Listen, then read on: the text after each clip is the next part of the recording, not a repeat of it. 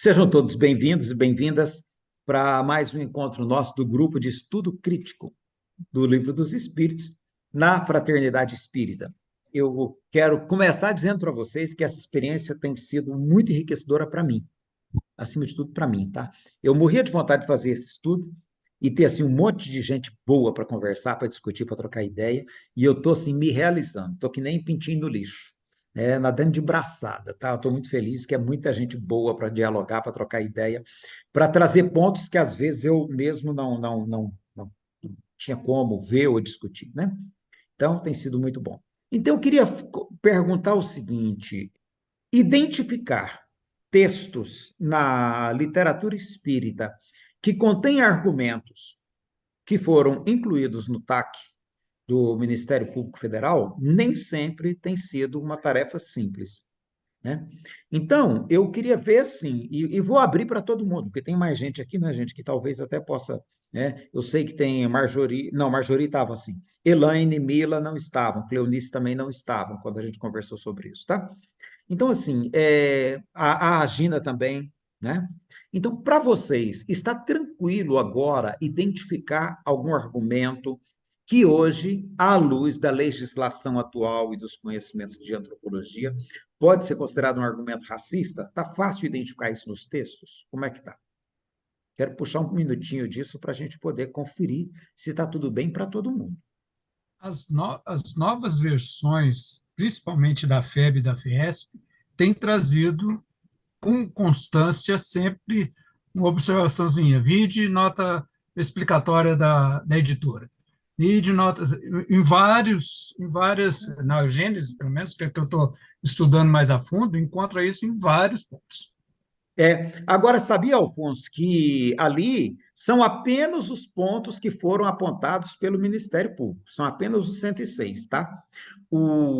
E aí tem mais uma infinidade, não, na verdade não é infinidade, tem uma grande quantidade, tá? Que não foram apontados pelo Ministério Público e que também trazem o mesmo problema. Só que, como na época o pessoal só procurou pela palavra raça, então, eles apontaram aqueles 106. Mas se a gente pegar selvagem, nós vamos, selvagem, selvageria, tá? Nós vamos achar mais 32, parece, no Livro dos Espíritos, mais acho que 16 no Evangelho segundo o Espiritismo, e por aí vai, né? A Gênesis, então, nem se fala, mais um monte, tá?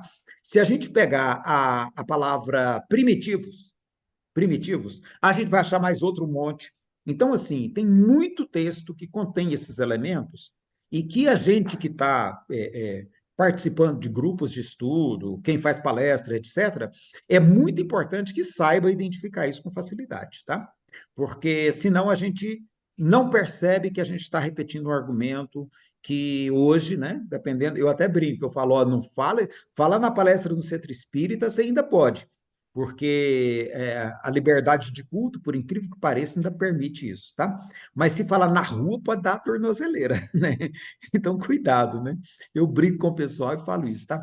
Então, assim, tá fácil de identificar, gente? Por exemplo, onde a palavra selvagem aparece, né? Por que que a gente considera que esse termo ele pode embutir um significado racista? Pessoal que não participou aí, que não estava na discussão última nossa, por favor. Gina, tá seguro para você? Tá tranquilo? Olha, numa leitura um pouquinho desatenta, às vezes em grupos de estudo, escapa, a gente não percebe. Se fizer com olhos de ver, aí sim, mas às vezes passa batido assim, a gente não percebe que a gente está lendo uma coisa extremamente é, racista sem perceber. Uhum, Passa batido, a gente tem que, se tiver com atenção para isso, sim, a gente nota. uhum. Mas às vezes está embutido no texto e a gente nem vê. Nem nota, né? É. Nem nota. Cleonice, para você tá fácil de identificar isso, Cleonice? Ativa seu som aí, por favor. Como é que tá? Você lendo assim, você consegue perceber? Sim, eu acho que a partir de agora, como eles estão deixando muito claro esse lado do racismo, de tudo, as pessoas estão mais atentas. Então, eu acredito que daqui para frente você vai perceber com mais clareza ainda, porque aos poucos está deixando claro o que é racismo, o que não é, o que está sendo assim tratado com uma atitude assim bem desumana. Então, não vai ser mais uma coisa normal. Todo mundo Uhum. vai perceber e todo mundo vai começar a tomar muito cuidado também. Ok. Então, hoje está claro, mas como a Gina falou, às vezes um texto muito assim você não percebe, né? Mas eu acho que daqui para frente, de tanto assim eles estão colocando claro, claro, vai ficar normal, assim, uma coisa assim que a pessoa vai se policiar mais, vai tomar cuidado e vai pôr como educação mesmo. Isso é Uhum. racismo, isso não é, entendeu? Eu acredito nisso, não sei. Mas por enquanto está claro. Ok. É. Ok, E gente. Ah, não é só uma questão assim, a gente às vezes eu me questiono um pouco em relação a isso, que eu acho assim, quando fala na questão da raça, naquelas questões que o TAC indicou, eu acho que eu tenho facilidade de enxergar propriamente o racismo em si.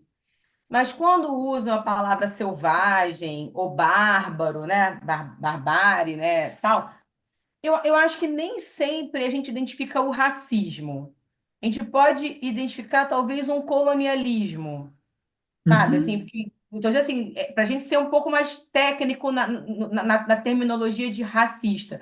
Porque, por exemplo, quando eles falam dos povos indígenas, a gente não costuma atribuir a essa discriminação o termo de racismo. Né? Então, assim, quando eles falam dos povos do Oriente, chamando de exóticos, então, assim, eu acho que talvez em alguns momentos eu identifique mais um colonialismo, mais um eurocentrismo do que propriamente um racismo. Ok. Muito bem lembrado, Lavínia. Eu ia fazer exatamente essa pergunta para ver se a gente também entrava com a questão do colonialismo, tá? Porque realmente é o outro aspecto que a gente precisa estar atento, é o colonialismo, né? Então, assim, são dois pontos que eu diria a gente tem que estar muito atento, porque são. Tem um som aberto aí, gente. Porque é um ponto, né, muito sensível na literatura e que hoje a sociedade está aberta para essa discussão. Qualquer coisa que rola diferente nas redes sociais, o pessoal entra batendo pesado mesmo, então a gente tem que estar muito atento, né?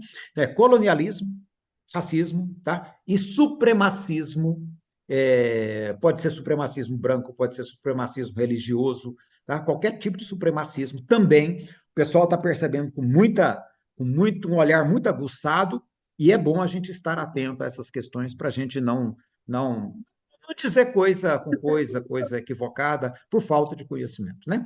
Alfonso, com a palavra.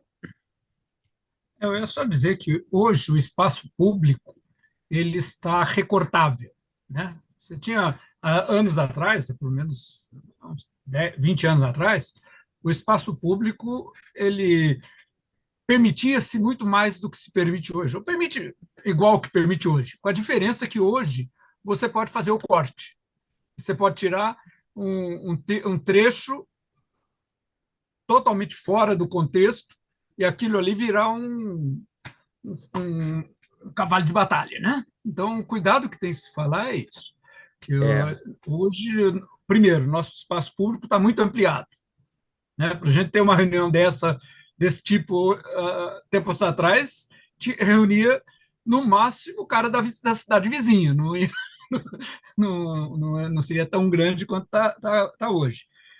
Mas, principalmente, eu acho que o defeito grave do sistema do espaço público hoje é essa possibilidade do corte e tirar do contexto uma fala. Você está falando de racismo. De repente, eles pegam só a palavra racismo que você falou e joga no outro contexto, muda completamente aquilo que realmente você estava querendo dizer. Então, acho que o cuidado que a gente tem que ter hoje no espaço público é esse.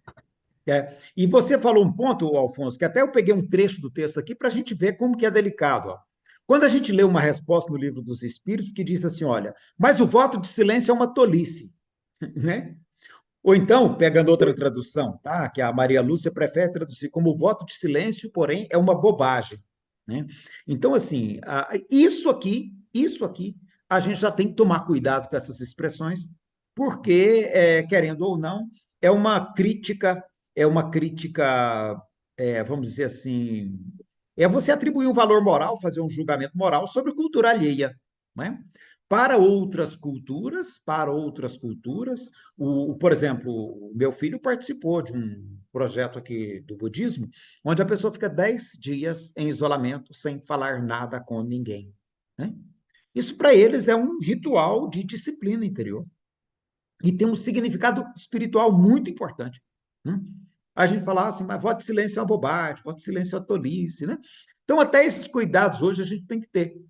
Por quê? Porque está presente na literatura kardeciana, gente. Está. Era da época, as pessoas achavam isso, escreviam com muita tranquilidade. Como você colocou, né, Alfonso? Eram coisas que se dizia abertamente. Só que se ditas hoje, né? Aí vai entrar alguém e vai falar: opa, peraí, isso aí não é bem assim, não, amigo. Respeita aí a crença alheia, né? Então, eu acho que é isso que é importante a gente ter essa visão. E agora que a gente vai estudar, então, lei de sociedade, a gente tem, então, inúmeras outras questões.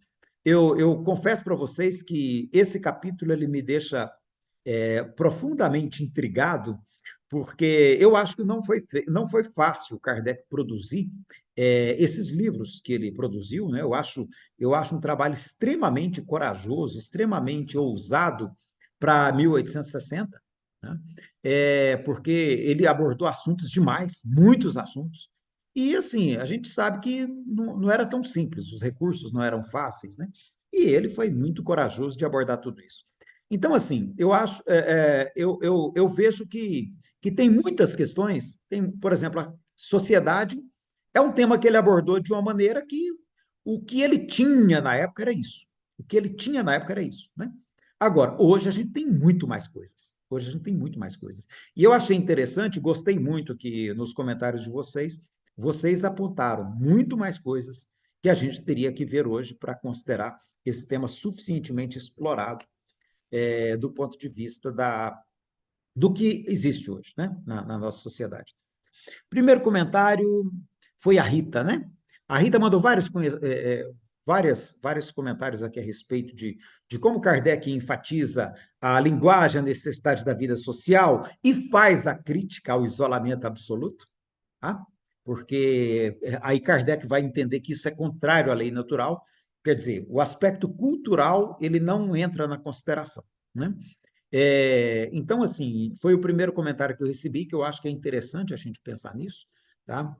A Rita comentou que a individualidade não justifica o egoísmo. Deus nos criou diferentes, com temperamentos e aptidões diversas, mas isso não nos exime do dever de nos ajudarmos mutuamente. O caráter contemplativo não é pretexto para isolamento egoísta.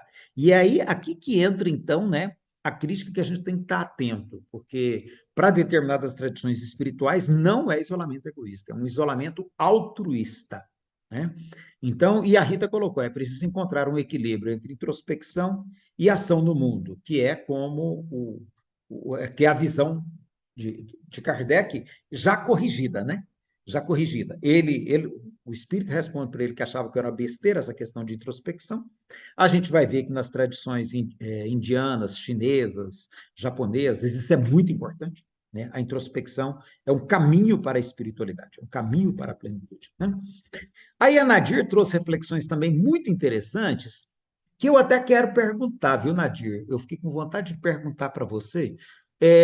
Você deu sua opinião aqui, que, ao seu modo de ver, Kardec não entrou nas questões mais importantes da vida em sociedade. E eu queria perguntar para você que outras questões você acha que Kardec teria que ter abordado para entrar efetivamente nas questões da vida social, que é o que você sentiu falta, por favor.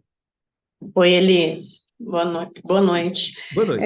Então, bom, já que estava falando de sociedade, né, nada mais justo ter entrado, né, nas questões sociais. Eu não vi isso, eu vi um texto totalmente voltado para moral, críticas, né, moral também, e muito religioso, mas ele, pelo que eu observei em tudo, eu não vi nada, foi mais individual, né? Foi questões individuais, não entrou em questões sociais em nenhum momento. E já que estava falando de sociedade, né, eu esperava que ele tivesse entrado, mas eu estava lendo o livro Teoria da Social, né, do Signades. Signates, e aí eu me toquei que na época não tinha nenhum estudo, né, nesse sentido de vida social, de leis, de trabalhistas, nem nada disso. Aí depois que eu fui ver, mas realmente eu pensei assim, poxa, mas é a lei de sociedade, tinha que ter entrado alguma coisa assim, e o texto não trouxe nada, é isso que me chamou a atenção. Pois é, eu achei interessante sua observação, e aí é muito importante entender isso, gente.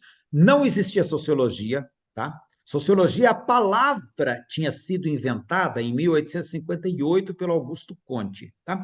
O Augusto Comte publicou um livro onde, aliás, 56 parece, 58 ele morreu, né?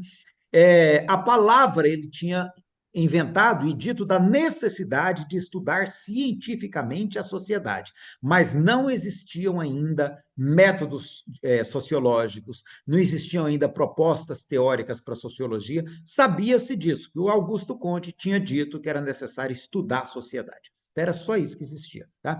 Então, quando a gente lê hoje o capítulo sobre lei de sociedade e não vê nada de sociologia, é por isso. Né? Quando a gente vê o capítulo de lei da sociedade, não encontra nada dos problemas sociais, nem mesmo da época, é porque, como não existia um olhar para essa área, é claro que fica, então, portanto, num terreno assim absolutamente filosófico, né? Ou então, como você disse, moral e teológico. Então é importante a gente situar isso contextualmente. É por isso que o capítulo vai ser tão curto, 10 questões apenas, 3 páginas e meia, né, para um assunto que hoje seria tão amplo. Com certeza, se fosse hoje, Kardec exploraria muito mais coisa. Né? Sim, Alfonso? Eu ia comentar que, na época, os estudos ou os trabalhos publicados que tinham alguma relação com sociedade era justamente Engels, Marx, e que ele se prendia contra esse trabalho porque ele era extremamente materialista. Ele julgava Marx pelo materialismo e não pela parte social que Marx trazia. Contra a religião.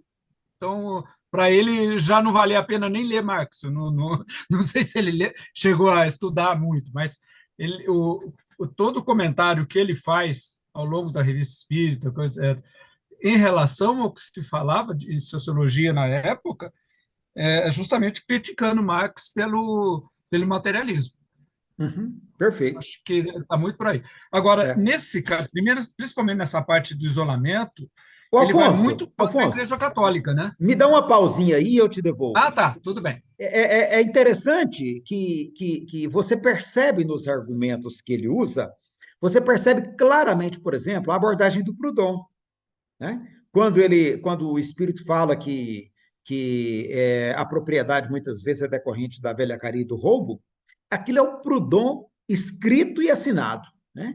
Mas, assim, realmente você disse bem, parece que tem uma resistência dele a entrar por essa vertente, né? Até porque ele era um liberal, o pensamento dele estava mais para o liberalismo do que propriamente para qualquer forma de socialismo, de comunismo, né? E o Proudhon, para piorar, além de comunista, era anarquista, né? Então, eu penso que tudo isso interferiu, sim, né? Com certeza, eu acho que sua leitura é perfeita. Aí você ia falando, por favor, continua. Em relação à parte de isolamento e voto de silêncio, ele vai muito contra a Igreja Católica, a própria Igreja Católica, né? Que a Igreja Católica tinha os conventos que eram exclusivos, com um voto de silêncio muito forte, tinha as ordens religiosas com um voto de silêncio muito forte, e a própria Igreja Católica colocava como a oração, oração, caridade, não é nem o silêncio, mas não, está relacionado a você ter pessoas que ficam isoladas em oração. Isso um dos tripés da sociedade necessário para manter o controle social, controle das almas. É a clausura das ordens. A Igreja Católica pregava muito desse tipo de coisa. E aí, Perfeito.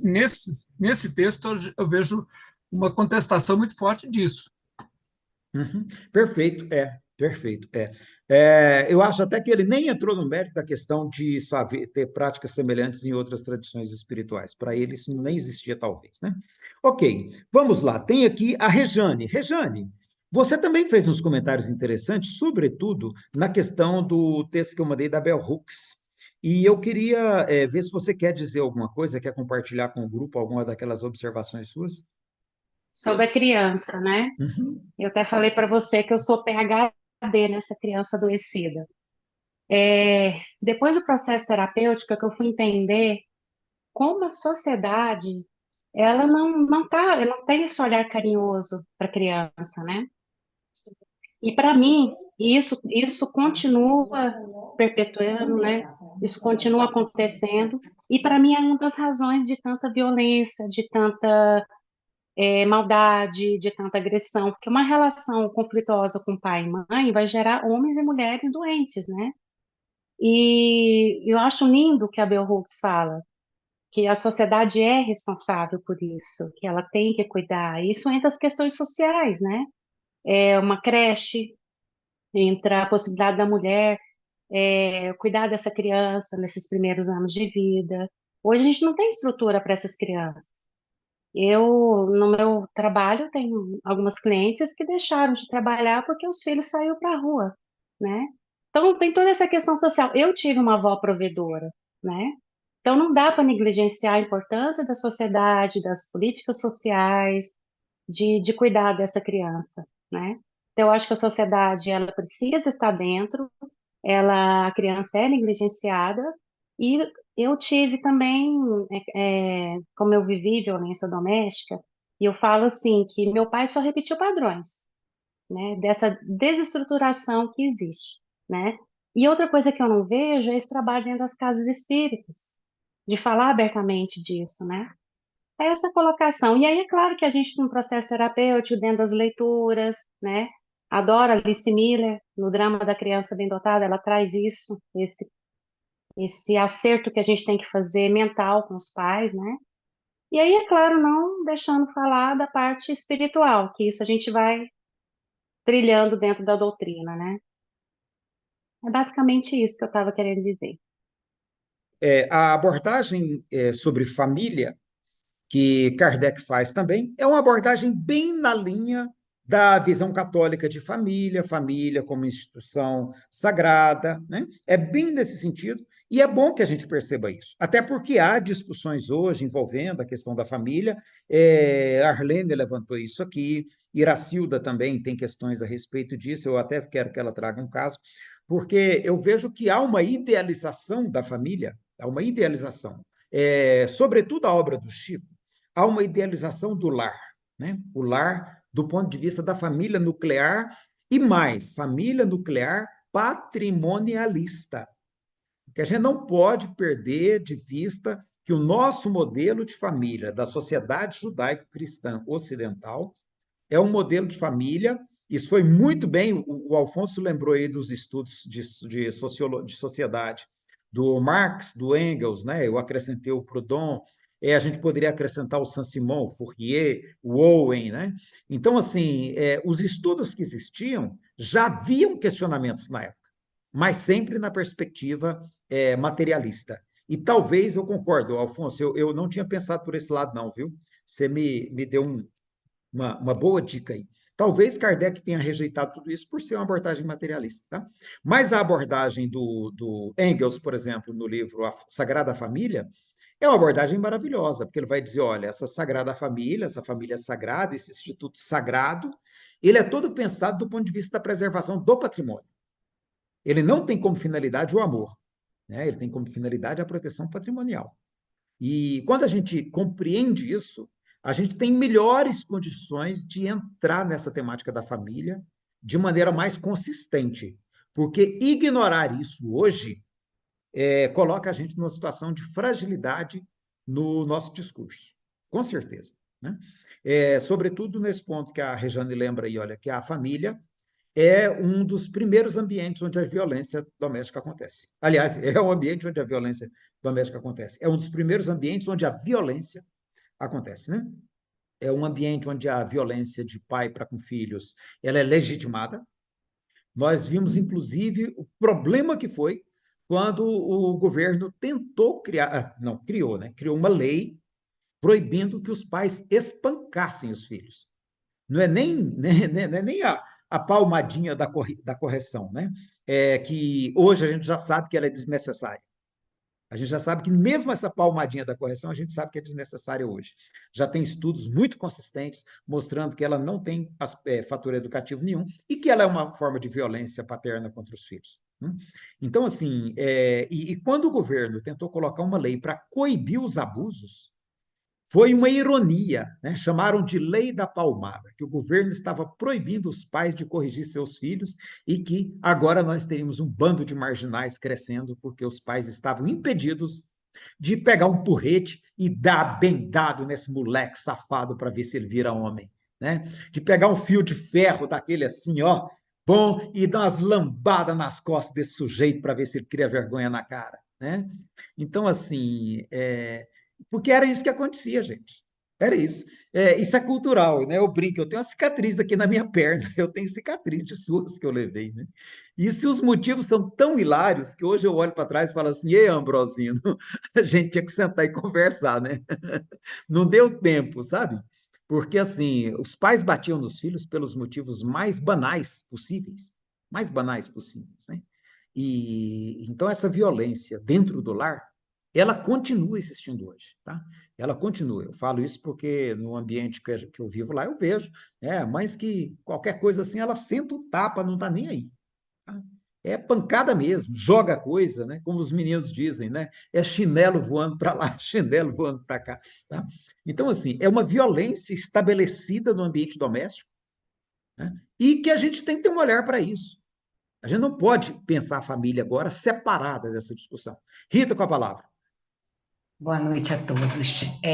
Quando o senhor fala a respeito da família, né, como era no meu tempo, talvez na maioria do pessoal aqui, né, da correção, como era aplicada a correção dos filhos. Na realidade, hoje eu vejo isso tudo como um reflexo da infelicidade do dia a dia dos pais. Quer dizer, o pai era o provedor da família, a mãe ficava em casa o dia inteiro, então aquilo acabava, essa infelicidade acabava muitas vezes, aonde que ia desembocar isso? Nos filhos, entendeu? Então descontava era em quem? Era na gente mesmo, esse negócio de fio de ferro, eu mesma apanhei muito.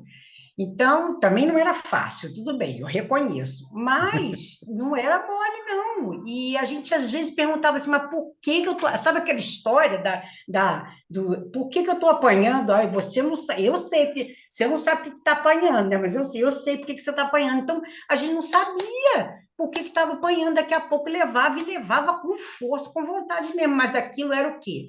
Era de mãe e pai, desembocava, tudo era na gente. Era nos filhos. Bem lembrado. Frustração, revolta, tudo tinha endereço certo, né, Rita? Nadir, com a palavra.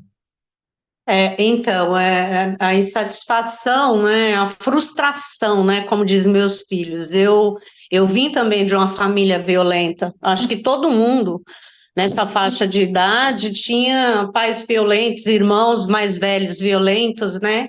E achava direito de estar limpando a mão. E eu tenho na família pessoas que falam assim mesmo, que hoje em dia não pode bater no filho, que não sei o quê. Eu falei, então, você vai criar marginal e outra. Bater, se bater resolvesse alguma coisa, a gente não tinha as penitenciárias cheias, né? Tem que educar, dialogar. Eu tenho sobrinhas que eu acho que está querendo que essa palmatória volte, né? E aí eu me pergunto, então, mas você gostava da surra que seu pai te dava? De quase te alejar, né? Então, assim, os pais que pensam assim, eles descontam a frustração deles, né? Sendo pessoas que têm dinheiro ou pobre, né?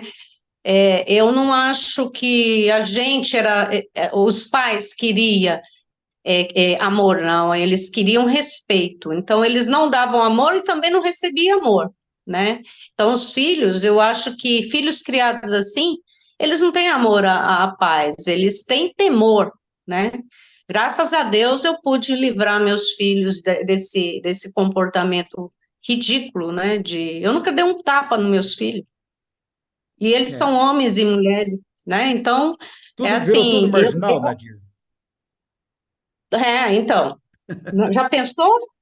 Então, o respeito, né? Eu não tinha nenhum respeito pelos meus pais. Eu tinha medo deles ser tão violento. Eu acho que quem ama, eu acho que meus filhos são muito caros para mim, para eu estar batendo, lavando a mão neles toda hora. Então, eu acho isso ridículo.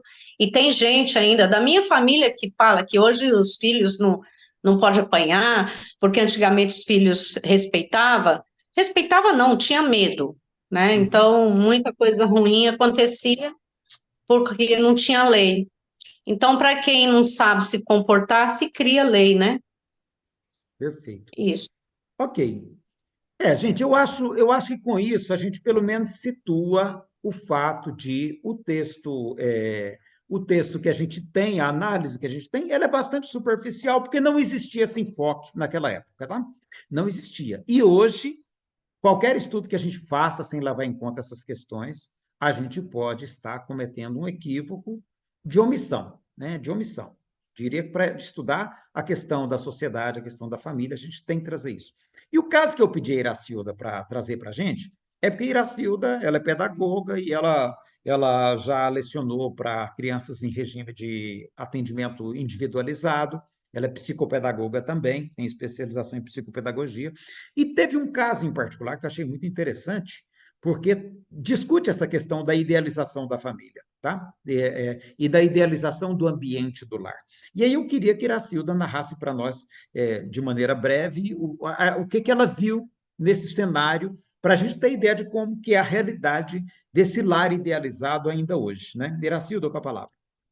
Bom, gente, eu fiz uma redação mínima aqui, porque eram muitos detalhes que eu não queria esquecer. Eu vou ler, então, o caso, para que a gente possa se inteirar. Bom?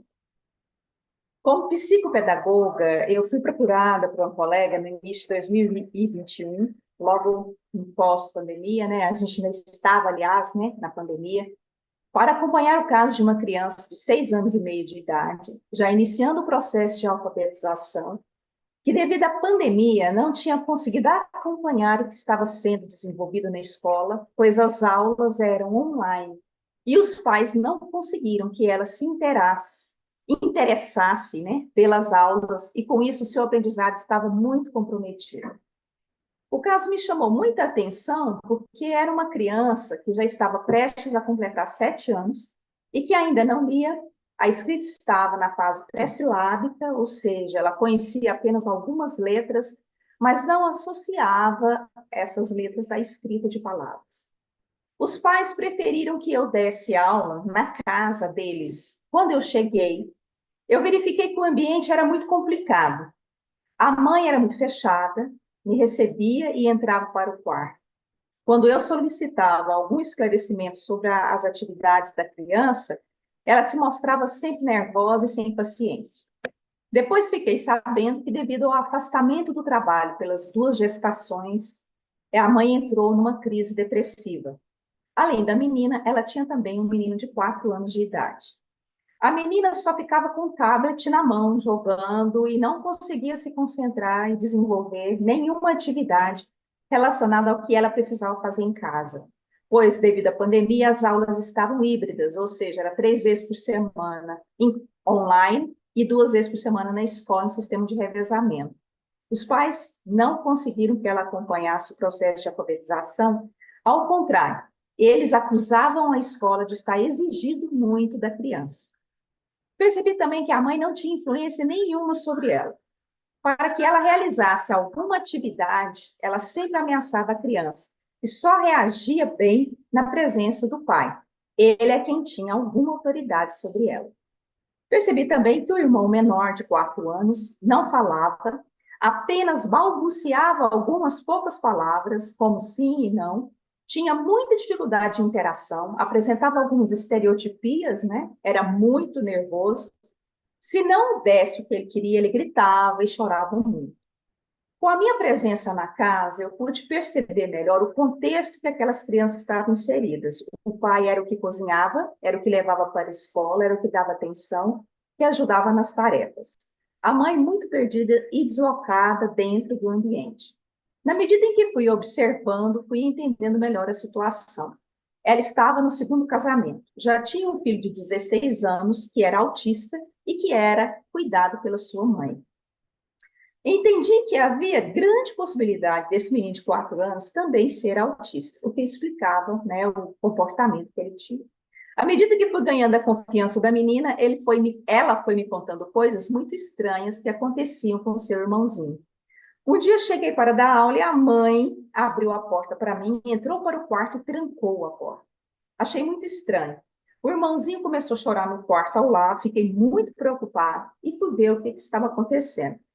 Eu o vi dentro de um berço, o quarto totalmente escuro, sem conseguir sair, porque o berço estava com uma espécie de rede de proteção presa em ganchos por cima do berço. Então ele chorava e tentava tirar a rede, mas não conseguia. Eu achei aquilo muito estranho, mas a mãe continuava trancada no quarto.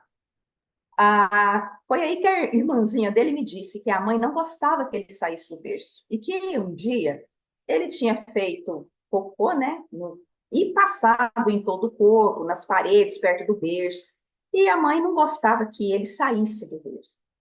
A menina, então, decidiu chamar a mãe, porque o irmãozinho estava chorando. Depois de várias vezes bater a porta, a mãe abriu e retirou ele do berço. Eu entendi que toda a dificuldade dessa criança no processo de alfabetização é porque a atenção que ela precisava não acontecia no lar.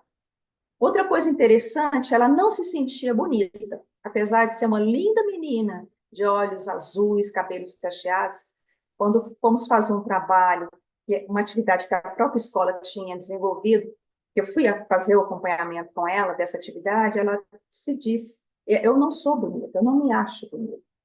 Então, eu achei muito interessante essa percepção dela. Um dia eu senti que eu deveria alertar a mãe, como psicopedagoga, do que eu percebi em relação ao menino, que era menor. Eu perguntei se ela já tinha percebido que ele tinha uma grande dificuldade na fala e que isso complicaria muito o seu processo de alfabetização.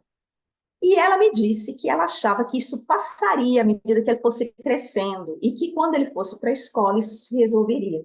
E que ela iria levá-lo a um centro espírita, que eu achei muito interessante, por orientação da mãe dela, para fazer um tratamento. Eu me prontifiquei a ajudá-la a fechar um diagnóstico, passei o nome de alguns neuropediatras, fonoaudiólogos e neuropsicopedagogos, mas ela nunca mais tocou no assunto. Então, esse é o caso que o Elias quis que eu trouxesse para vocês. Desculpem aí a narrativa, mas eu quis, né, fazer lendo mesmo para não perder os pontos que eu achei interessantes. A Iracilda foi muito generosa de dizer que era uma tela por cima do berço, né? Na época, eu entendi que aquilo funcionava como uma jaula. O garoto vivia dentro de uma jaula. O fato de ser uma tela de nylon não tirava a característica de jaula. Então, eu penso que isso é importante para a gente perceber, sabe, que existem questões sérias, sociais envolvidas, inclusive na definição de família. Nós tivemos a oportunidade de estudar aqui no nosso grupo a questão da defesa de doutorado como é que é o nome da menina, gente? Né? Me falhou agora o nome dela, né? A respeito da sociedade não monogâmica, tá? Das sociedades originárias do Brasil, que vivem em regime de não monogamia, onde a mulher é a autoridade para decidir a respeito do próprio corpo, e onde ela não é submetida a nenhum tipo de imposição masculina, né? Então, assim, a Geni Nunes, tá? Muito obrigado. Então, assim, é muito interessante a gente saber que existem outras concepções de família, tá? E aí eu quero puxar, então, para o último ponto da Bell Hooks, que agora eu quero puxar a minha querida colega Arlene porque ela mandou algumas considerações interessantes aqui também, e eu queria puxar dela essas considerações para a gente. E eu queria, Arlene, ainda não entrar nos animais, tá? Eu quero entrar só na questão da família, modelos de família, laços de família, e a questão do amor em suas inúmeras nuances e formatos, vida moral e vida material como interdependentes. Eu queria que você explicasse um pouquinho disso para nós, tá? Para a gente entender um pouquinho, trazer essa questão da dinâmica familiar, tá? Quando você pergunta o que seriam os laços de família, tá? De que maneira que isso precisaria ser revisto.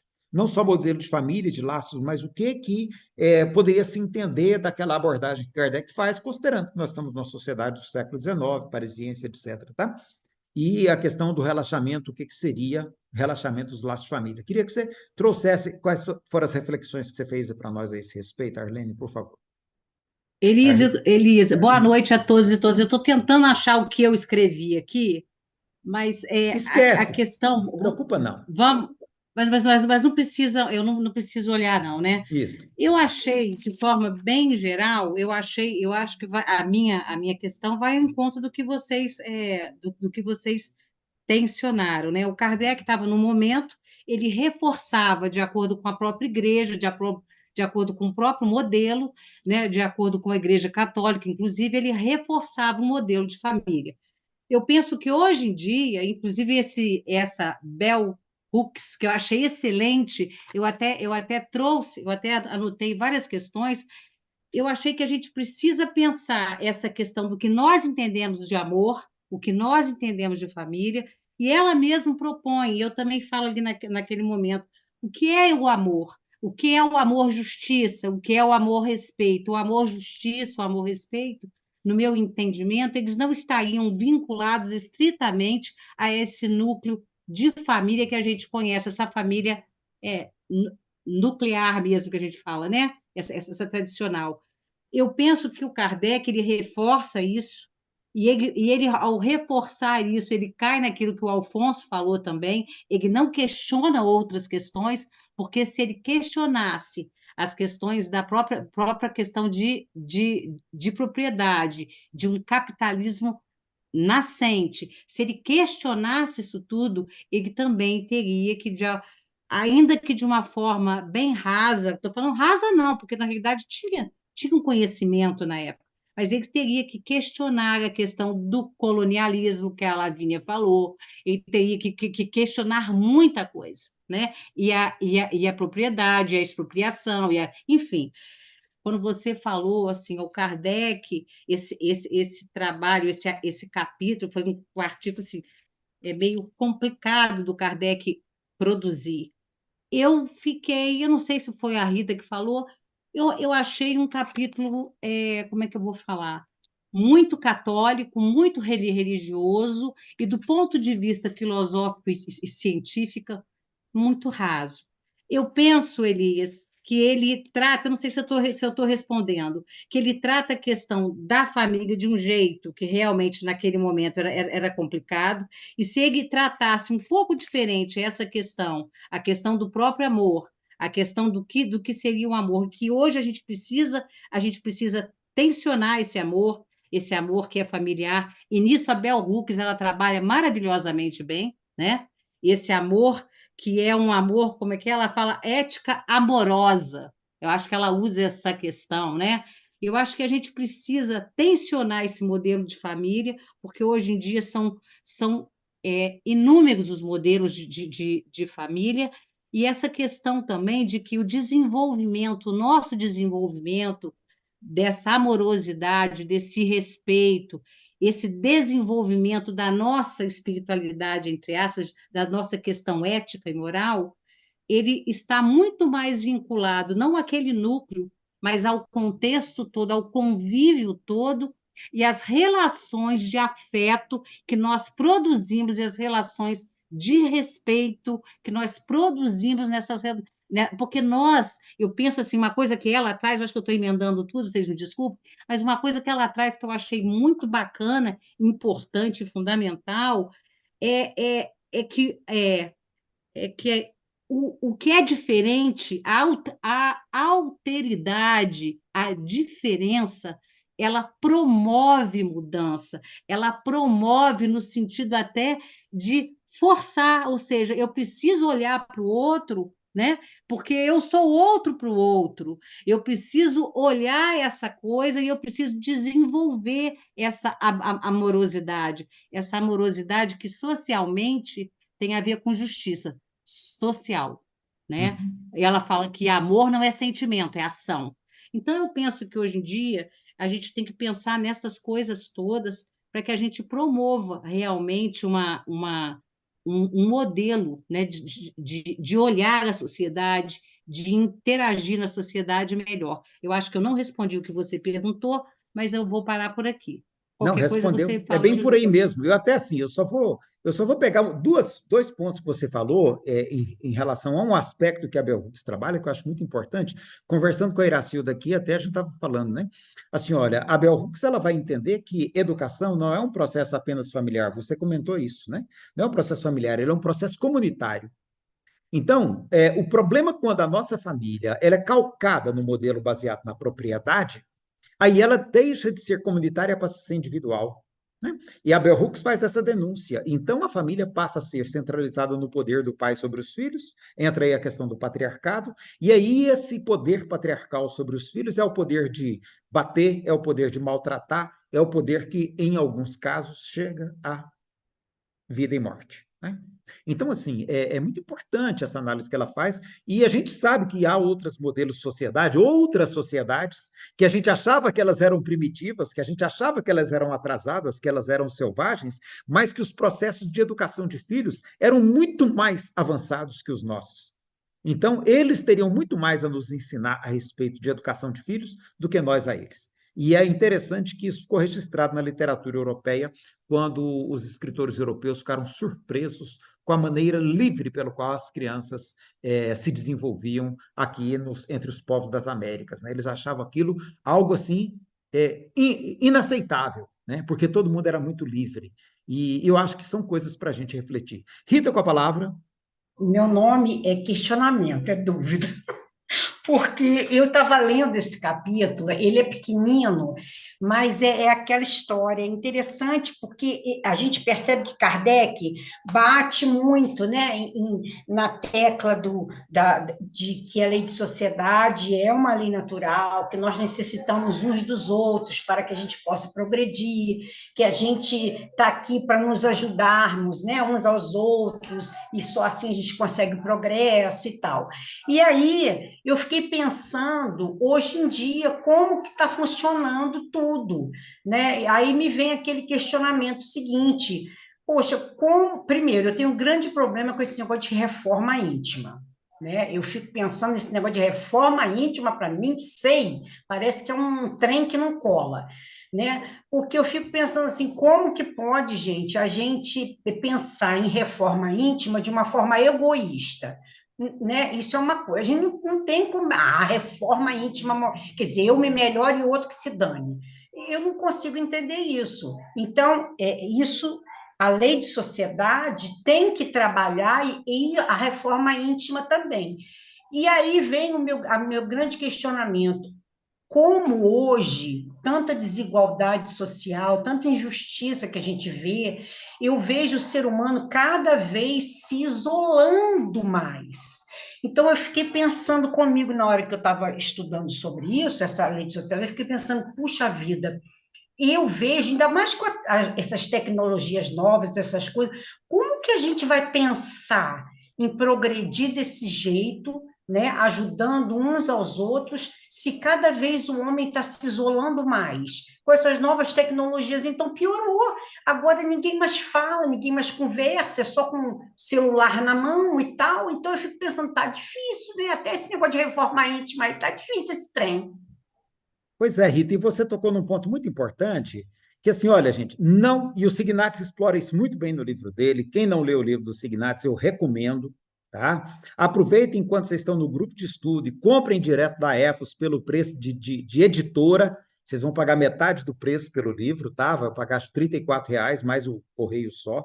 Então, assim, enquanto vocês estão no grupo de estudo aqui, todas as facilidades vocês têm acesso. E, assim, o livro do Signatis é muito bom. porque ele vai dizer exatamente isso. Olha, não existe reforma íntima no nível do indivíduo. A reforma íntima, qualquer mudança pessoal, interior, qualquer crescimento espiritual, só é possível, e Kardec diz isso muito bem no texto dele. Eu acho que esse é um dos capítulos que, apesar das limitações da época, Kardec traz muita contribuição importante. Ele vai dizer que só existe crescimento possível na vida em sociedade. E isso é fantástico. Tá? Não existe reforma íntima no individualismo, não existe reforma íntima no processo da competição. Né? Isso aí é o contrário. Ele, pelo contrário, ele estimula a barbárie e a selvageria. Então, é muito importante isso que você disse, tá? Eu acho que um dos pontos fortes desse capítulo de Kardec é ele afirmar com todas as letras que não existe desenvolvimento espiritual de nenhum de nós, a não ser em vida social, em coletividade. Isso é fundamental. Alfonso, com a palavra. Tem dois pontos que eu gostaria de colocar aqui. Eu vou primeiro em relação a essa questão da reforma íntima. Eu sempre coloco, já tomei puxão de orelhas, não for um pouco, que a reforma pode ser íntima porque é justamente a questão do autoconhecimento. Você pode ter ajuda no psicólogo ou simplesmente por introspecção, então ela é íntima por conta disso. Agora, a evolução, o crescimento é sempre coletivo. E você não faz caridade se não tiver o outro. Você não vai, a regra que Jesus trouxe é justamente essa: amar a Deus e ao próximo como a ti mesmo. Quer dizer, ele coloca aí 3 pontos de amor onde você tem que se dedicar a Deus, que é ou a natureza, como disse Spinoza, né? Que é o que criou tudo, e ao próximo como a ti mesmo. Você tem que estar. Quem não se ama não consegue amar o outro. E se não amar o outro, não consegue se amar também. Então, essa questão, eu acho que fica bem montada nesse tripé. Desse assunto, posso mudar para o outro? Pode. O que me preocupa muito nas sociedades atuais é justamente como ela procura tratar a criança e a família. A gente pega... vamos falar primeiro dos Estados Unidos, que eu acho que está mais perto da gente. O serviço social americano, ele tira a criança da família porque acha que tem alguma coisa errada ali e dá muito pouco espaço para os pais se defenderem, dialogarem, etc. Ele simplesmente tira a criança da família e coloca ou numa outra família ou numa instituição de cuidado, sem muita satisfação para os pais. Se percebe um maltrato. Não há necessidade de comprovação do maltrato para que se faça isso. E a União Soviética, principalmente no começo dela, procurou fazer as escolas de tempo integral onde a criança desconhecia a família. Ele colocava a criança ainda muito cedo, 2, 3 anos, numa situação de viver socialmente e cortando ao máximo que podia o laço familiar. Quer dizer, são 2 extremos que a legislação local colocava, que não pode ser assim. Concordo contigo, existe necessidade de correção, existe necessidade de ajuste, principalmente hoje, que hoje você tem uma família muito cefatada, né? Você não tem mais pai e mãe. Você tem 2 pais, tem 2 mães, tem um pai que virou mãe, tem de tudo. Tem mãe solo? É o que mais tem no tem Brasil. Mãe solo, tem pai solo. Muito, no Brasil, o que tem de mãe solo é absurdo. E tem algumas que ainda têm a coragem de dizer: não quero o nome do pai no documento da minha filha, ou do meu filho. Certo? O sentimento que tem em relação ao pai da criança é de negação. Então, e assume isso e vai viver só. Então, a maneira como a sociedade vê essa família, eu acho que realmente tem que ser ajustada. Nós estamos numa fase que vai ser ajustada. Mas dizer que o Estado é responsável por isso? Não, aí eu acho que... Porque, normalmente, as leis que saem nesse sentido são catastrófico, né? Redução de maioridade penal, são catastróficas as leis que a gente observa quando se fala em termos de família, certo? O excesso do Estado nessa situação, eu acho que não é por aí que a coisa vai funcionar. Hoje, Iracildo e eu, a gente estava conversando, que é claro, isso aqui a gente passa a semana, às vezes, conversando sobre o mesmo tema, né? Porque a gente está no mesmo ambiente. E Iracildo até fez uma pergunta, falou assim, como que a gente lidaria nessa sociedade hoje? Aí a gente ficou pensando nisso e nos lembramos da sociedade japonesa, tá? Na sociedade japonesa é muito interessante como que toda a sociedade é mobilizada em função da criança. A criança com 5 anos de idade, ela vai para a escola sozinha. Ela pega o metrô sozinha. Meu É um filho, com negócio. 16 anos, passou um ano no Japão. Não chegou a um ano, porque quando caíram as Torres Gêmeas, eles foram mandados de volta. E a sensação que ele tem, primeiro, que é uma sociedade, apesar de extremamente misógina, é uma sociedade onde quem manda na casa é a mãe. É a mãe, Tem uma estrutura Agora, forte a relação entre as pessoas é extremamente fria. Para um brasileiro, onde abraçar e beijar é coisa mais comum, eles mal tocam na mão. Mas eu queria ficar só no aspecto da criança, porque... Ele sentiu isso, e é muito isso que você comentou, a criança vai sozinha, tudo bem, mas a mãe prepara Alfonso, mas aí o lado interessante... a lancheira da criança e pronto, não tem mais preocupação com a educação da criança a partir daí. Mas o ponto que eu acho interessante é como que a sociedade inteira se responsabiliza pela criança. Então, por exemplo, qualquer pessoa que vê uma criança de 6 anos sozinha no metrô, para eles, aquela criança é respeitada como um cidadão. Ela tem total proteção, total cuidado, a criança vai atravessar uma faixa de pedestre, ninguém vai desrespeitar essa criança, porque existe um sentimento de coletividade em função dessa criança. Eu acho isso interessante, porque isso vem ao encontro dessa fala da Bell Hooks, quando ela diz que o processo de educação da criança deve ser um processo de toda a sociedade, e não apenas da família, né? Então, eu acho isso muito interessante quando você pega a sociedade japonesa, quando você pega a sociedade chinesa. A minha sobrinha lá na Suíça, né? Ela explicando isso, que ela está tendo que se adaptar, porque as filhas dela terão que ir para a escola sozinhas, ela não pode ficar levando enquanto mãe, porque o próprio Estado, o governo, né? O governo não, porque governo é temporário, é Estado mesmo, né? Existem políticas públicas de formação de independência da criança. Então, a criança, os pais não podem ficar levando e buscando criança na escola lá, tá? A criança deve ir sozinha, e se os pais ficarem levando, o assistente social vai perguntar por quê. Tá? Então, assim, é muito interessante a gente perceber que há outros modos, e quando a gente pega as sociedades originárias aqui das Américas, a gente vai ver que a educação não era feita pela mãe, era pelos guerreiros, né? Era pelos guerreiros, pelo pajé. Então, assim, toda a sociedade era envolvida no processo de educação e de formação da mentalidade infantil. Eu acho que são reflexões para a gente pensar e se perguntar, né, onde é que está o ponto frágil do nosso modelo de sociedade que gera tanta violência contra as crianças. E, nesse sentido, o livro da Bell Hooks é excelente, porque ela vai se colocar como alguém que veio de uma família violenta, de uma família onde a palavra amor ela não conseguia perceber nas relações familiares a palavra amor, e ela vai ter que fazer todo um processo na vida adulta para poder processar isso e encontrar meios de equacionar essas questões, né?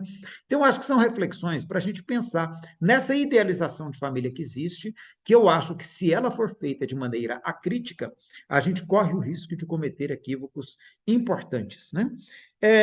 Bom, gente, deixa eu ver aqui agora só um pouquinho.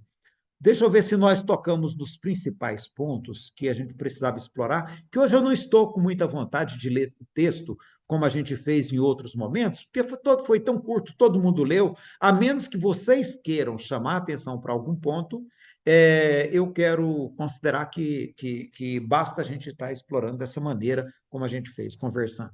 Tem algum outro ponto que vocês querem chamar a atenção? Porque tem mais um ainda, mas é o último que eu quero colocar em discussão, tá? Até porque ele é secundário, tá? Mas eu quero primeiro ver se vocês têm mais alguma coisa para trazer a respeito de necessidade da vida social, a respeito de vida de isolamento, e a respeito de laços de família. Nesses 3 tópicos que o livro trata, tem algum ponto que vocês gostariam de comentar? Eu só queria fazer uma observação daqueles tópicos que você encaminhou para a gente para reflexão. No primeiro que você botou, né, identifique os diferentes grupos sociais ou comunitários dos quais você participa, em que cada um deles te desafia e quais benefícios você obtém de cada um deles. Logo que eu li essa questão, me veio muito à mente a questão do autoconhecimento, né, como a gente já tem comentado. Porque só quando você consegue identificar quais são os seus pontos que precisam ser desafiados, né, que eu acho que a gente consegue obter esses benefícios, né, assim, eu particularmente tenho uma dificuldade muito grande de ser comandada, né, porque eu sou chefe em tudo quanto é lugar onde eu convivo. Então, assim, me colocar à disposição, por exemplo, para receber ordens em determinados grupos é o que me desafia, é o que me, né, faz trabalhar a minha humildade, né, essa coisa do coletivo.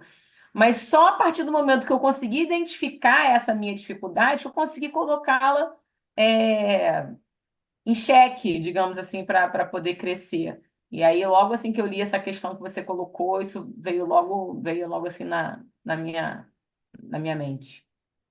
E que mexe direto na questão do nosso crescimento na vida em sociedade, né, Lavínia? Ali a gente Exato. percebe que nessas diversas esferas da vida social, é ali que o nosso desenvolvimento acontece, né? Não é fechado dentro de casa, não é dentro do centro espírita, quer dizer, também no centro espírita, também em casa, mas também na rua, também dirigindo, também no trabalho, né? Também na associação, nessas diversas esferas da vida pública, é que o nosso desenvolvimento espiritual acontece. Ok, mais algum ponto? Alguém tem mais algum tópico que gostaria de colocar em discussão? Eu Pois não? queria, eu queria, uma coisa que eu queria chamar a atenção, mas assim, eu queria, se alguém pudesse desenvolver, essa questão toda que a gente falou agora, né, e essa questão do autoconhecimento e da nossa responsabilidade, né, da responsabilidade que temos, quando a sua questão 2 você depois pergunta assim: que influências o meio social exerce sobre os indivíduos? Eu acho assim, eu penso que eu não tenho assim a resposta, mas eu acho que um influencia o outro, um retroalimenta o outro o tempo todo, né? Por isso que nós somos responsáveis por tudo que nós construímos. Isso tudo é construído o tempo todo. E eu penso que é assim uma questão que me chama muita atenção quando a gente pensa em autoconhecimento é que eu penso que a gente precisa ter muita clareza como é que eu vou falar? Como o próprio sistema ele produz esse eu e a gente acha que dos nossos olhares, dos nossos conceitos, das nossas considerações são nossas e neutras. Então, eu penso que isso é uma questão muito importante, né? Porque existe uma manipulação de instituições, de poderes, de organizações, né? Não é só a mídia. Então, nós nos submetemos, e muitas vezes aquilo que a gente reproduz sem pensar, sem criticar. Por isso que eu acho que você traz uma questão muito importante. Não é criticar para desconstruir, mas é criticar para construir, para se construir e para construir. Eu acho que isso é importante você falar um pouquinho, se você Bem puder. lembrado, Arlene, foi bem lembrado, até porque eu passei batido nesse ponto, né, gente? É outro ponto que não existia na época de Kardec. Não existiam, na época de Kardec, estudos relacionados à cultura, tá? Isso não existia. A palavra cultura, na época de Kardec, significava simplesmente cultura de alimentos, por exemplo, tá? Cultura de arroz. Você tinha uma cultura de arroz, você tinha uma cultura de trigo, você tinha uma cultura de algodão, você tinha cultura, tá? Então tinha esse sentido, e tinha o sentido de cultura no sentido de pessoas cultas, de saber, de conhecimento acumulado. Eram esses dois os sentidos que existiam, tá? O sentido de cultura como modo de vida de uma sociedade, como formas e visões de vida de uma sociedade, não existia. essa visão que a gente tem hoje de cultura, ela não existia no tempo de Kardec. Então, é muito importante, muito obrigado por ter trazido a questão, tá, Arlene? Porque é outro aspecto que hoje não há como a gente estudar sociedade sem levar em conta a cultura, né? E até no encontro passado teve um aspecto interessante. Cadê a Nadir? Nadir está aí, né? Eu até brinquei com você, Nadir. Eu peço desculpa por ter, assim, brincado com o assunto, mas eu achei oportuno quando a Nadir falou que os portugueses chegaram aqui e encontraram o pessoal nu. E eu falei, como assim? Eles não estavam nus, eles estavam vestidos, né? Eles estavam com lindos cocares na cabeça, com enfeites lindos nos lábios, nas orelhas e etc., no pescoço, né? Assim, eles estranharam porque toda a vestimenta deles se concentrava do pescoço para cima, enquanto que na Europa toda a vestimenta se concentrava do pescoço para baixo, né? Então, olha como que a cultura é um negócio interessante. Eu gosto de lembrar para as pessoas, quando a gente fala de cultura, que nenhum de nós escolheu a nossa roupa, tá? A gente escolheu a partir de uma matriz cultural dentro da qual a gente está inserido, né? Eu adoraria ver o Alfonso com o vestidão preto daquele lá do Oriente Médio, viu, Alfonso? Acho que você vai ficar lindo naquele, né? Com um negocinho assim na cabeça, sabe? E um negócio preto assim lá nos pés. Eu acho que você vai ficar muito bonito. Eu vou preferir aquele listado, viu? Eu vou preferir aquele listrado, né? Então, assim, vejam como que a cultura modela o nosso modo de vestir, nosso modo de falar, nosso modo de sorrir. Eu conversava com o Heracildo como que os chineses, eles conversam com a boca assim, ó, eles falam com a boca meio fechada, não é? Eles falam assim, é diferente, o jeito de falar é diferente, porque é cultural, né? Então, é muito interessante pensar, a gente ter isso também, sabe, muito bem posicionado no nosso entendimento. A cultura modela a nossa identidade. Ela modela a nossa identidade, né? A gente deixa, na época de Kardec, acreditava-se que essa identidade aqui é o próprio espírito que traz do seu passado e que se manifesta. Hoje a gente sabe que uma grande parte disso é construído nessa encarnação, né? Grande parte disso é construído nessa encarnação. Tá? O trabalho é um forte agente modelador de todos nós. Eu sou sociólogo, isso tem impacto direto na minha maneira de argumentar, de pensar, de ver as coisas. O Alfonso é engenheiro, isso impacta diretamente na maneira do Alfonso pensar e analisar as coisas. A Lavínia é jurista, ela já vai ver por outro ângulo, e assim por diante. A Iracilda é pedagoga. Então, assim, inclusive a formação profissional, ela tem um impacto muito grande na maneira de ver o mundo, na maneira de construir o mundo. Então, também é muito importante não perder isso de vista em momento algum, se a gente quer estudar o Livro dos Espíritos com proveito atualmente, né? Porque se a gente fica preso, alguém comentou comigo que lá no centro espírita que ele frequenta tem uma ordem, não é para discutir nada além daquilo que está no Livro dos Espíritos, tá? No grupo de estudo do Livro dos Espíritos tem essa ordem, não é para discutir nada além do que está no Livro dos Espíritos. Eu falo, olha, isso é uma tragédia. Isso é uma tragédia, né? Porque aí você não tem como, você não tem nem como entender os assuntos que estão ali sendo abordados. Tá? Por quê? Porque os assuntos têm data, têm contexto, a abordagem é historicamente situada. Então, se você não tiver condições de trazer a discussão para hoje, né, e trazer as questões de hoje, colocar em diálogo com o Livro dos Espíritos, aí sinto muito, você não está estudando o Livro dos Espíritos, porque não era essa a proposta kardeciana, né? Mas tá bom, eu quis trazer esse ponto, melhorar um pouquinho isso, porque a Muito bom. Arlene cobrou com toda a razão, Arlene, tá? É muito importante o que você muito falou aí importante. agora, as questões. Já não pode deixar isso passar batido. E tem um último ponto, que quem levantou foi a Arlene, tá? E aí eu queria voltar nesse ponto, que eu acho ele fundamental. Ele não é objeto do nosso estudo, ele não é objeto, ele é apenas usado como comparação, porque numa resposta Kardec discute a questão de, comparando os animais com os seres humanos, a criação das mães animais, e como que a nossa sociedade cria os filhos, né, os vínculos familiares, comparado com os animais que não têm vínculos, tá? E ali passa a imagem dos animais irracionais, dos animais desprovidos de, né? E aí a Arlene problematizou isso, eu achei muito importante assim, nesse mês de prevenção ao suicídio, sem uma abordagem social também fica muito difícil a compreensão. Ótimo, Iracilda, vamos encerrar com esse ponto, tá? Então, eu queria, Arlene, que você também trouxesse o que foi que você problematizou lá na questão dos animais, que eu acho aquilo muito interessante. Pois é, Elias, a gente tem que ter mais juízo para mandar as coisas para você, porque a gente fala, fala, fala, e chega aqui você pergunta, entendeu? Eu falei tanta coisa, não, enfim, o que eu pensei, tá? É lógico que a gente não tinha no século XIX o conhecimento que nós temos sobre o comportamento animal, né? Sobre a questão, hoje existe psicólogo dentro da própria veterinária, existe psiquiatra, enfim. Os animais não são.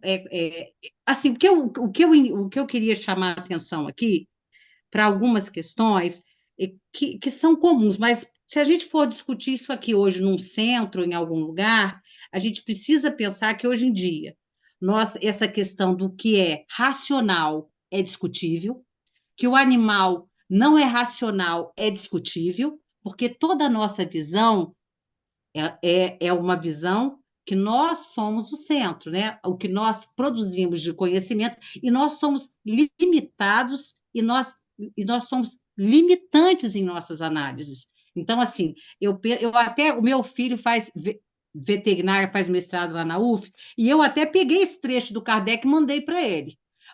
Comecei a discutir com ele, e ele falou: mãe, não, isso não é assim.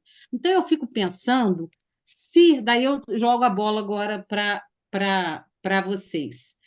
Eu fico pensando o seguinte: é óbvio que neste momento ele está reforçando, daí é um olhar meu, se está equivocado ou não, vocês me falam. É um olhar meu, ele reforça o espírito, ele reforça o espírito e a questão do espírito encarnado, e para que ele reforce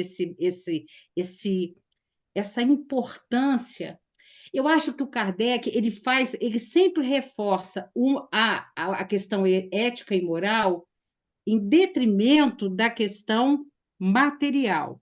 Ele não junta ele separa, no meu entendimento, o que não dá para ser separado atualmente. Nós somos uma unidade, né? O que eu queria chamar a atenção é isso. Será que ele não pega essa questão do animal aqui para reforçar uma postura que, inclusive, fortalece essa questão da diferenciação entre espírito e matéria, entre essa questão de, vamos supor, que gente, vocês me desculpem, eu não aguento mais as pessoas falando assim, porque a vida verdadeira é aqui, a vida verdadeira é lá. Não, a vida verdadeira é em qualquer lugar.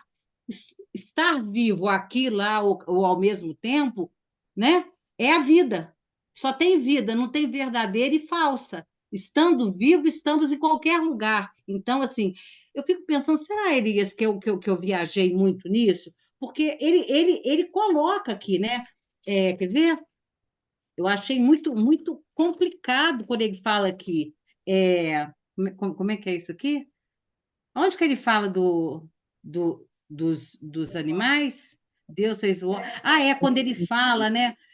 Quando ele fala que ele justifica a questão que os animais, que a mãe se separa e deixa o filhote, não é isso? Que deixa o filhote, isso já não é com a gente. Ou seja, ele está criando um modelo. Questão 774.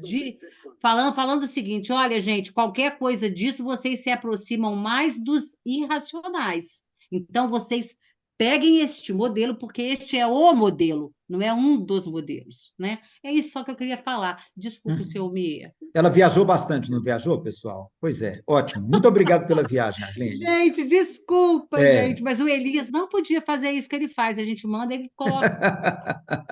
Bom, gente, então, assim, olha, esse é o ponto que, embora não seja tema central, mas ele vai pegar de novo na questão do especismo, né?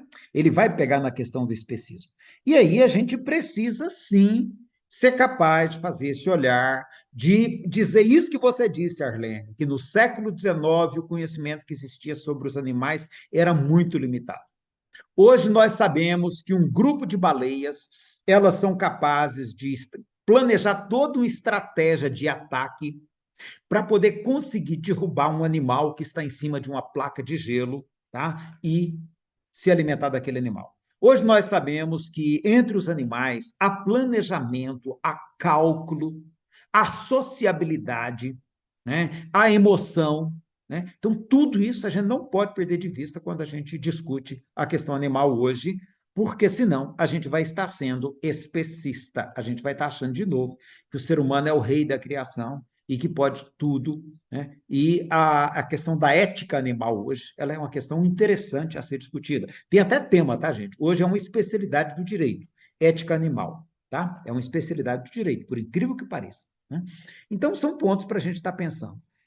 Eu anotei aqui, como elementos que eu não comentei, eu acho que um livro que vai ser muito bom a gente entender também, para a gente compreender melhor a questão, por exemplo, hoje, quando você fala de sociedade, existe estudo de psicologia social, existem estudos de antropologia, de sociologia, são tantas áreas diferentes que estudam a questão da sociedade que a gente tem muitos ângulos para a gente olhar. E um livro muito interessante que eu acabei de pegar para ler, não só comecei, né, estou no comecinho dele, é O Animal Social, tá? Que é um livro que o Elliot Aronson, né, ele vai tomar uma expressão que é de Aristóteles, que foi o Aristóteles, 2.400 anos atrás, que disse que o homem era animal social, ele vai fazer disso o título do livro dele, e vai mostrar como que, sob todos os aspectos, né, nós somos socialmente constituídos. Tá? E ele tem alguns exemplos riquíssimos que vale a pena a gente explorar para a gente compreender melhor como que a sociedade modela o nosso comportamento. E a Iracilda tem um recado muito importante que eu queria que ela mesma desse para a gente poder encerrar, Iracilda, que é a questão do Setembro Amarelo, de que maneira também que a gente precisa atentar para a questão do suicídio no que se refere à lei de sociedade. Iracilda, com a palavra. Como diz a Arlene, ele põe a gente em fria, só fiz o comentário, mas tudo bem.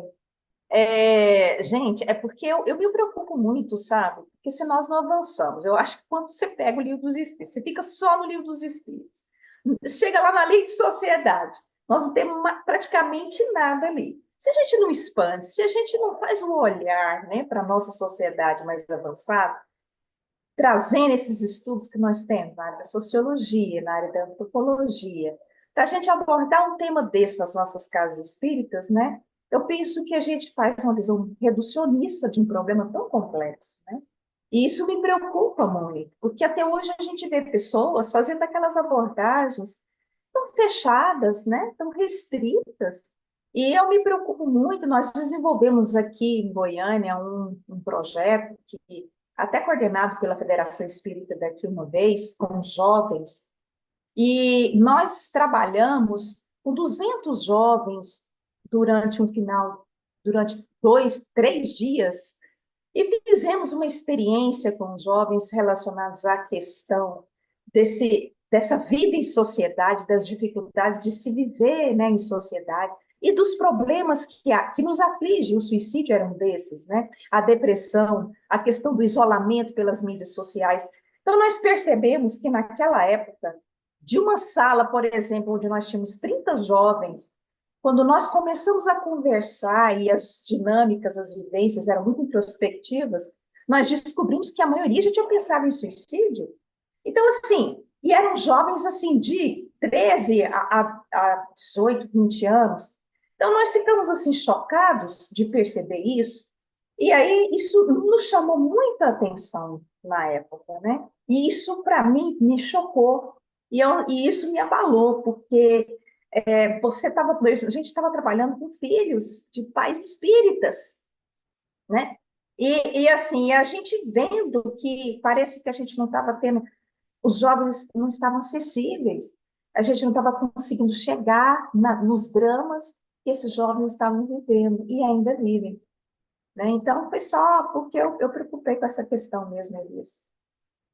E eu achei muito importante que a Iracilda trouxesse essa questão, gente, porque, assim, eu confesso para vocês que eu fico muito triste quando eu ouço um palestrante espírita, assim, de renome expressivo, de muita influência no meio espírita, dizer que o suicídio não tem nada a ver com condição social, né? E aí eu entendo, ele provavelmente deve ter querido se referir, dizer que não tem nada a ver com pobreza ou riqueza. E isso é verdade, né? Porque as taxas de suicídio não são maiores entre povos pobres e povos ricos, não. mas as taxas de suicídio têm muita diferenciação, sim, dependendo de grupos sociais. Tá? Dependendo de cultura, dependendo de valores sociais, dependendo de uma série de questões. E eu sempre gosto de dar como exemplo porque é que as taxas de suicídio na Europa no século XIX eram tão elevadas, e quando as pessoas saíam da Europa e iam para os Estados Unidos, as mesmas pessoas compunham as duas populações, e nos Estados Unidos a taxa de suicídio era tão baixa. Tá? O que acontecia? O que tinha de diferente nessas sociedades? Que fazia com que as mesmas pessoas, num determinado lugar, apresentassem altas taxas de suicídio e mudavam para outro lugar, baixa taxa de suicídio. Tem um estudo fantástico o pai da sociologia lá, gente, oh meu Deus do céu, o Emile Durkheim. Emile Durkheim, tá? O Durkheim tem um livro sobre isso, um livro onde ele pesquisou casos da Europa inteira, ele fez um estudo extraordinário, juntando casos de vários países da Europa, de alguns estados norte-americanos, tá? E fez análise comparativa dos dados. Ele pegou mais de 1.500 cartas de pessoas que haviam cometido suicídio, e a conclusão dele é absolutamente transparente. O suicídio tem causas sociais que não podem ser ignoradas. Então, se a gente está estudando lei de sociedade, nós não podemos hoje mais dizer assim, o Kardec, o Durkheim escreveu bem depois de Kardec, tá? O Durkheim é 1890.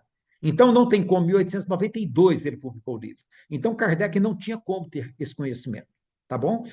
O livro que digo, assim, as pessoas do centro, exatamente, né? Palestrante espírita que fala de suicídio e não leu Emile Durkheim, corre grande risco de falar besteira. Palestrante espírita que fala de suicídio e não pegou as estatísticas de suicídio para verificar a taxa, como que a depressão é o principal fator causador de suicídio na nossa sociedade, tá? Corre risco de falar besteira na palestra no Centro Espírita. Tá?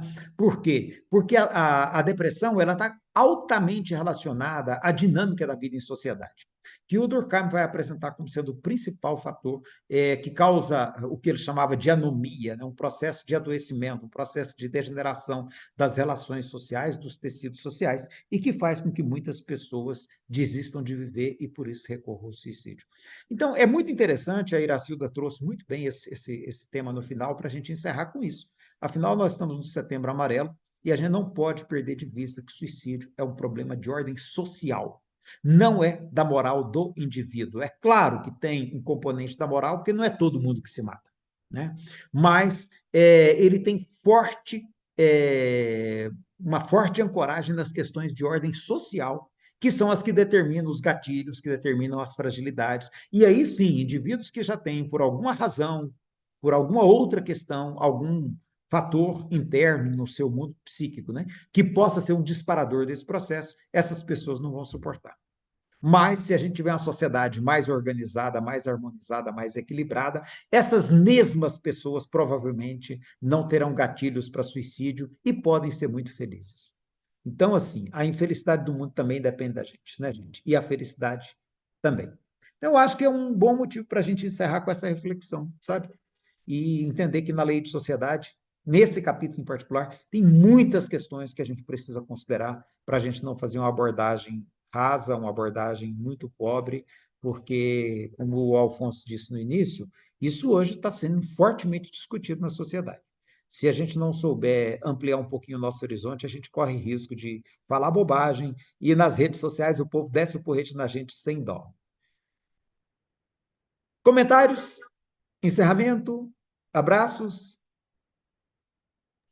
Abram todos o microfone, por favor, para a gente se ver e Bom poder final ter... de semana a todos. Boa Valeu. noite a todos. Obrigado pela sexta-feira maravilhosa que vocês estão me noite. fazendo passar. Pois é, muito obrigado, gente. Valeu. Valeu.